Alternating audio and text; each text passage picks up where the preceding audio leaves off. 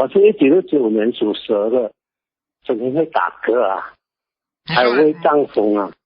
你想一想嘛，好了，打嗝的话嘛，就说明免疫系统出毛病了呀。免疫系统免疫系统出毛病的话嘛，要当心了，不要老生气呀，不要脸老板着不开心呀。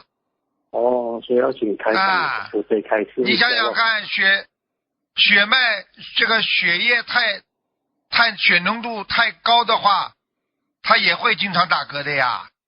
所以为什么人家为什么说一打嗝就要叫你喝水啦，冲淡你的血凝度呀？我喝水又不可以，我打嗝也要打几天的哦，打3、4天才好的哦。然后我念礼佛大忏悔文，现在它就好了，比较好了。就继续念不就好了？我跟你说，血液循环的毛病呀，像这种血液循环的毛病，缺少维他命 E 呀。缺少维他命 C 啊。E 啊，英文啊，E 啊，感恩慈悲来讲啊。